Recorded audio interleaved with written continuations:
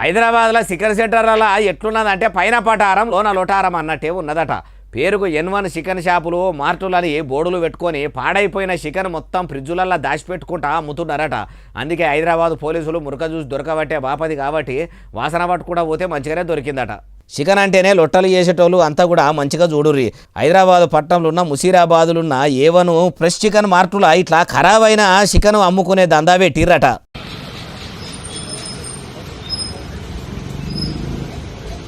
ఒక కిలో కాదు 2 కిలోలు కాదు ఏకంగా 610 కిలోల చికెన్ మొత్తం ఫ్రిడ్జులల్లా బకెట్లల్లా డ్రమ్ములల్లా ట్రేలల్లా పెట్టుకుంటా హోటళ్లకు రెస్టారెంట్లకు దుకాణాలకు దొంగతనంగా అమ్ముతున్నారట.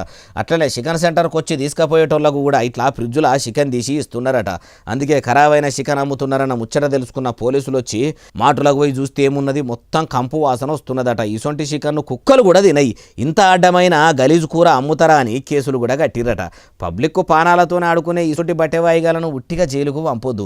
పోలీసుల లాంఛనాలతోని మైలపోలు మంచిగా తీసి లగ్గం చేసి అదే చికెన్తోని ఓ వారం 10 దినాలు పెట్టి మళ్ళా బయటకు రాకుండా లోపలికి పంపాలి. అట్లా చేస్తేనన్నా ఎవ్వరు తీసుకున్న పొక్కల వాళ్ళే పడతారన్నట్టు మేము పాడు మళ్ళీ కూర అమ్మితే మాకు పాడైపోయిన చికెన్తోనే కూర చేసి పెట్టిర్రని అట్లా కూడా అనుకొని మారుతారు కావచ్చు. చూసిండ్రు కదా ప్రజలారా, మీరు కూడా రూపాయి తక్కువకు వస్తుంది లేకుంటే ఆఫర్ పెట్టి అగ్వకిస్తుర్రని ఆశపడి తక్కువ రేటుకు చికెన్ కొంటాము బిర్యానీ సెంటర్ల పొంట తింటామంటే పైసలు ఇచ్చి మరీ మీ పానాలు మీరే ఖరాబు చేసుకున్న వాళ్ళు అవుతారు అంటుర్రు ఈ ముచ్చటి నోళ్ళు.